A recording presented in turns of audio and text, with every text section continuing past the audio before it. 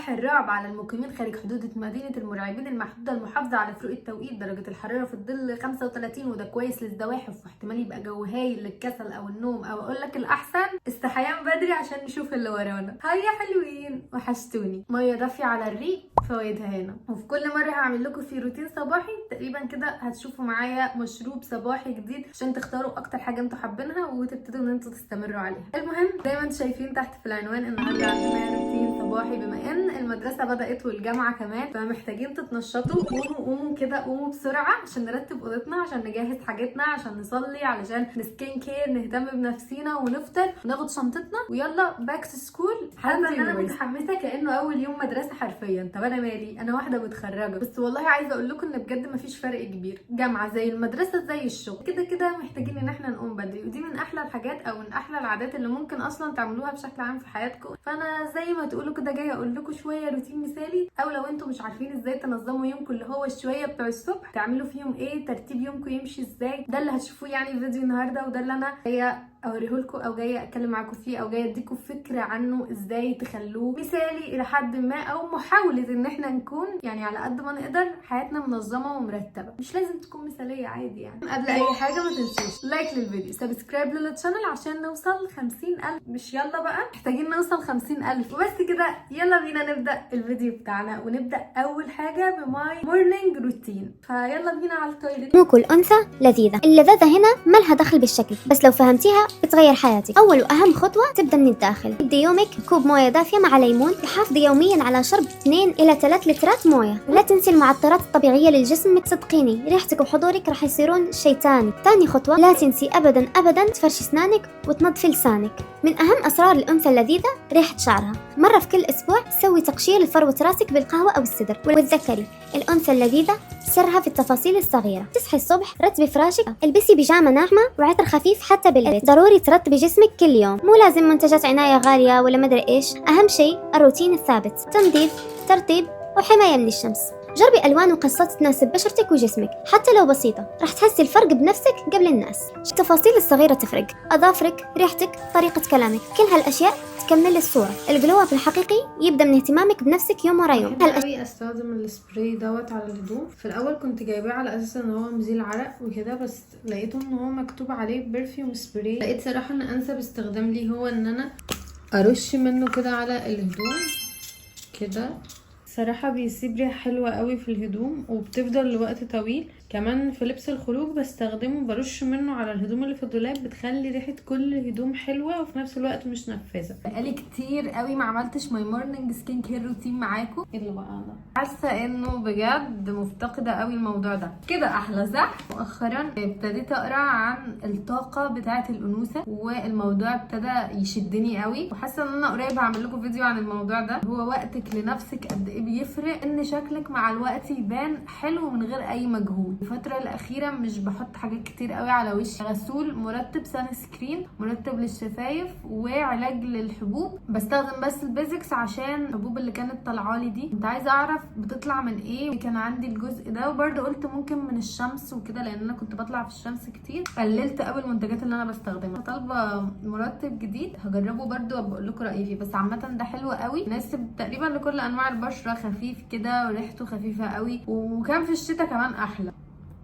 اوكي وقعت كده نفسها، وبعد كده ابدا ان انا احركها. ده برده سيرم هيدروليك علشان يرطب بشرتي اكتر، انه انا غاسله وشي ما شاء الله، يعني غاسلاه بذمه وضمير قوي، وشي نشف جامد. بس كده مش هحط اي حاجه تانية، لان انا كمان نازله، فمش ببقى عايزه قبل ما اتعرض للشمس ابقى مستخدمه حاجات كتير على بشرتي. وطبعا ما تنسوش مهم قوي كمان ترطبوا ايديكم. انا برطب بالهاند كريم ده، هو صغير بس حرفيا النينجا كريم، ناعم قوي تحسوه بيبي كريم كده. وكمان ما تنسوش ان انتوا ترطبوا شفايفكم، خصوصا مع غسيل الاسنان. الشفايف بتنشف، فلازم كده تبقى بتترطب من وقت للتاني. يعني خلوا دي معاكم كده في الشنطه، ده بجد بيخلي مع الوقت شكل شفايفكم من غير روج من غير اي حاجه شكلها صحي ولونها بينكي كده. مع الوقت هتبتدوا تلاحظوا النتيجه دي. ممكن الاتنين كمان تاخدوهم معاكم في الشنطه لو انتوا نازلين الجامعه او المدرسه، خليهم دايما في شنطتكم. تعالوا بقى نظبط الاوضه عشان عندي كام حاجه كده محتاجه تتظبط. اول حاجه الشباك، لو تلاحظوا هتلاقوا الوان وشي في الفيديو مش ألذ حاجه، وده بسبب ان الستاره كانت مغسوله. اوضتي اصلا عامه مترتبه، بس يعني نظبط كده بما اننا صحينا. بصوا الاول اوريكم الشباك. الشباك كبير قوي، والشباك كله معلهوش اي ستاره، فالموضوع صعب جدا مع الاوضه لونها ابيض. فالحقيقه ان ده سبب ان انا طالعه محروقه، بسبب ان في اضاءه كتير قوي داخله للاوضه. انتوا كمان قبل ما تنزلوا الصبح وتروحوا شغلكم او مدرستكم او الجامعه بتاعتكم روقوا الاوضه، عشان لما ترجعوا من الجامعه تلاقوا المكان اللي انتوا عايشين فيه شكله مريح. جبت الستاره وكمان المفروض اسمه الايه، البرقع تقريبا، عشان نركبهم سوا. بدل ما اطلع انا اركبها فوق، انا هنزلها هي واركب فيها قبل ما اطلعها فوق. وهو عامة واحدة منهم موجودة اصلا هنا، دي بتاعة الستارة، فهركبها فيها. تركب ازاي؟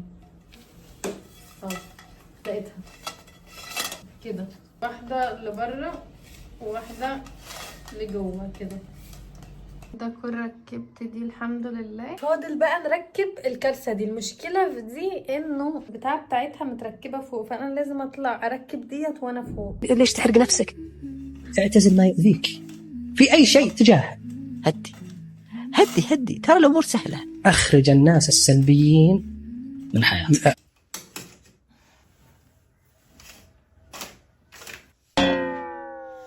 صراحة كده نادرا لما بكون راضية عن الكورنر ده، بس النهاردة راضية عنه لحد كبير. حطيت هنا على الترابيزة خطوبتي وبس النود دي ومنتجات ليب، وبجد حاسة شكله بسيط وكيوت. واخيرا مع الستاره. كل الدنيا هنا بتقول اني بخوف زي الغول، مش عارفه مالي النهارده، بس شركه المريبين المحدوده مأثره على دماغي. نجيب بقى ان احنا نرتب سريرنا، علشان بجد اهم حاجه ان احنا لما نرجع تاني من بره نلاقي اوضتنا منظمه مرتبه مش متفحكشه. راجعين من بره مرهقين، فعايزين المكان اللي احنا متعودين نقعد فيه يكون شكله حلو ومترتب. يعني على قد ما تقدروا حاولوا ان انتوا تنزلوا وانتوا اوريدي سايبين اوضتكم بيرفكت. لو معاكم اخوات يبقى نقسم المهام علينا، كل يوم مثلا حد يرتب الاوضه، او كل واحد فينا ملزم بالجزء خاص بيه او الجزء بتاعه. المهم يلا بينا نرتب السرير.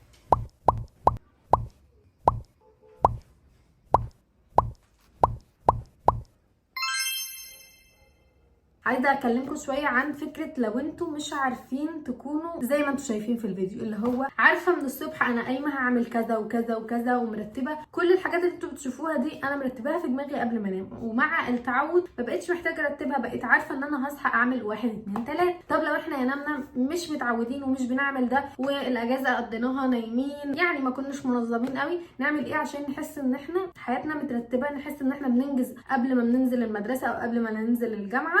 نكتب في نوت زي دي كده، هتكتبوا لنفسكم كده روتين الصبح ان شاء الله. 1 هقوم مثلا هاخد شاور، اغسل سناني، هتوضى، هغسل وشي، هعمل السكين كير بتاعي، هصلي، وبعد كده هغير هدومي. اكتبوا حرفيا كل حاجه. لو انتوا اشخاص مش قادرين توصلوا للليفل ده، اللي هو حرفيا انت بتنسي تحطي مرطب على وشك، بتنسي ان انت تاخدي اي حاجه الصبح كده اللي هو تديكي باور، مثلا ما بيجيش في بالك تعملي مشروب صحي اصلا، ولا بيجي في بالك اي حاجه من الحاجات زي اللي انتوا بتشوفوها في فيديوهاتي دي. اكتبي مثلا المشروب بالمكونات بتاعه، شوفيها في الثلاجه من بالليل، رتبيه وقومي الصبح اعمليه. شجعي نفسك بان انت هتصوريه وهتنزلي الصوره بتاعته مثلا، لو دي الحاجات اللي هي بتحسسك كده انه واو، فاهمين؟ شجعي نفسك على قد ما تقدري ان الشويه بتوع الصبح دول صدقيني لو كانوا مترتبين ومتنظمين وكنت فيهم بيرفكت، تاكدي ان باقي اليوم هيكون بيرفكت، وانت اصلا هيبان على شكلك وترتيبك وشك وكل حاجه هيبان عليها نتيجه شويه بتوع الصبح دول. نكمل بقى. جبت ايه اخر يومين؟ جبت المج ده، وجبت كمان الشاليموهات دي. عايزه بجد انصحكم نصيحه انه بلاش تجيبوا ابدا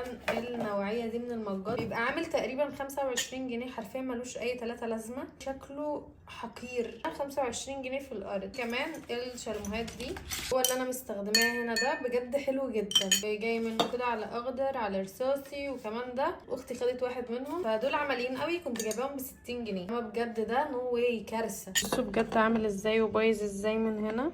هو الفكره بيعملوا ديزاينات حلوه بس بكواليتي ازاز حقير. بصوا الازاز، فاوعكم تجيبوا اللي هم الستايل ابو 25 جنيه ده، ما جاش الدنيا بجد. خلصنا كل المهام بتاعتنا اليوميه المورنينجيه الصباحيه. انا ليه بتكلم انجليزي؟ ما انا ممكن اتكلم عربي واسهل واحلى ومفهوم اكتر. كلاكيت تاني مره وكده نكون خلصنا كل المهام الصباحيه بتاعتنا. يلا بينا بقى نجهز ونلبس علشان ننزل الشغل او الجامعه او المدرسه او اي حاجه او الحضانه حتى. بما اني قايمه نشيطه قوي النهارده فجاء على بالي البس ملون، فاخترت الجيبه دي كده كلها الوان اورنج اخضر بيج موف، حرفيا فيها كل الالوان. يعني مش عارفه ايه الجد، الموف مع الاورنج والاخضر والاصفر، حرفيا كل الالوان. هلبس دي ومن فوق قررت اظبط عليها الجاكيت ده، جاكيت كده جاي ب7 من قدام، وعشان الجيبه كلها الوان فهلبس الطرحه البيج دي، استنى هي هتكون حلوه. بس كده على بقى ما اظبط كام حاجه كده قبل ما البس. هرش من السبراي الهدوم دوت عليه كده عشان يديها ريحه حلوه، والريحه على ما انا ملبس هتكون اصلا هدت، مش هتكون نفاذه. يعني مش اي حد هيشمها مثلا غير لو سلمت على حد مثلا وحضنتها او كده، الريحه وقتها بتكون باينه وانا طول الوقت بكون شماها. تعالوا نظبطه ماي سكين وبعدها نلبس. النور قطع والجو بجد حر قوي، مش جاي على بالي احط ميك اب، فبس هستخدم السان سكرين ده من ميلا تايم الاورنج. كنت قايله لكم ان انا هجرب كل الانواع معاكم وارشح لكم الافضل بالنسبه لي، وبرده هرشح لكم لو مثلا في نوع ما عجبنيش قوي هقول لكم هو عامل ازاي، يعني ممكن يكون مناسب مع ناس تانية. ده حجمه كده 120 مللي. انا كنت بستخدم نوع تاني، بصوا فرق الحجم حرفيا مختلف تماما. طبعا انا قريت عنه ان هو كريم، بس كريم جل مش كريم بس. ما كنتش فاهمه يعني ايه كريم جل دي، فلقيت ان هو حرفيا بصوا بيختفي على البشره ازاي. فاحنا هنحط النهارده تحت التجربه، هشوفوا وانا بره بيكتل ولا لا، بيضايقني، بحس بحرقان في عيني، وهنقول لكم التجربه كامله. لا حرفيا هو كأني حاطه ميه على وشي، كأنه جل بس في صورة كريم وانت بتفرديه، خفيف قوي على بشرتي، مش حاسه ان انا حاطه حاجه، حاسه ان انا رحت غسلت وشي. فده اول انطباع. بس هنسيبه ينشف كده ربع ساعه، وعلى ما البس وانزل يعني نص ساعه. هو اصلا مكتوب عليه يتم استخدامه قبل الخروج، يستغرق حوالي 15 دقيقه حتى تمتصوا البشره. معانا 15 دقيقه على ما البشره تشربه، على كمان انا ملبس. سرح بس حواجبي كده. زي ما قلت لكم النهارده مش حابه ان انا احط ميك اب، فاحط بس ليب جلوس، ولما السان سكرين ينشف هبقى احط بلاشر خفيف. اغلب الوقت مش بنزل اصلا بميك اب، هتلاقوني اغلب الوقت نازله كده ببشرتي. خصوصا كمان لو انتوا بتهتموا ببشرتكم، بجانب ان انتوا بتعملوا لنفسكم عنايه شهريه وعنايه اسبوعيه مع العنايه اليوميه دي، فانتوا هتكونوا راضيين بشكل كبير قوي عن بشرتكم، عارفين عيوبها ومميزاتها، عارفين تستخدموا ايه، عارفين انتوا محتاجين تستخدموا ايه لو حطيتوا ميك اب. وفي اغلب الوقت هتكونوا حابين شكلكم من غير اي حاجه. لو مش بتعملي اي حاجه من الحاجات دي فهتحسوا الوقت ان كانه وشك مكتوم. فيا بنات بجد اهتموا بنفسكم، اعملوا عنايه اسبوعيه، عنايه شهريه، العنايه اليوميه بابسط الحاجات، الغسول ابسط حاجه، والمرطب والسان سكرين. ما دون ذلك تقدري ان انت تعمليه في البيت. ابديت كده بسيط عن السان سكرين. حرفيا انا حاسه ان انا ما حطيتش حاجه على وشي، مش حاسه باللي هو عارفين ملمس فيه لاير على وشي، لا انا مش حاسه باي لاير. اول مره استخدم سان سكرين يحسسني ان انا مش حاطه حاجه على وشي، مش حاسه بحمل على وشي ولا تلزيق ولا في عرق، لا في المنطقه دي ولا في المنطقه دي. حرفيا حلوه قوي بجد، ما تخيلتوش كده.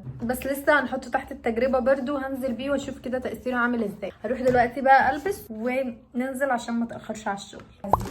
حاسه الاوتفيت الصراحه النهارده يفوز. حبيت ان انا احط الشنطه دي عشان كده مور كلاسيك، وانا اصلا بحب امسك الشنط في ايدي مش بحب البسها. بما اني النهارده شكلي حلو ولابسه اوتفيت راضيه عنه، فالاكيد ان انا هتصور بيه. ما تنسوش تيجوا على الانستجرام عشان تشوفوا الصور لما انزلها. لما بجد بروح الشغل وانا لابسه اوتفيت راضيه عنه يومي كله بيبقى تحفه. بس كده هاخد معايا بس السان سكرين في الشنطه، وكمان مرطب الشفايف ومرطب الايد، وطبعا محفظتي فيها البطاقه والفيزا وفلوس، وبس كده ده يكون روتيني الصبح. اتمنى ان انا اكون ساعدتكم، اديتكم فكره تعملوا ايه الصبح اول ما تقوموا، ازاي تنظموا شويه بتوع الصبح وتكونوا اكتر انتاجيه فيهم. لو استفدتوا من الفيديو اكتبوا لي تحت في الكومنت، واستنوا الفيديوهات الجايه. ما تنسوش لايك الفيديو، سبسكرايب للشانل، واشوفكم الفيديو الجاي. باي باي يا حلوين.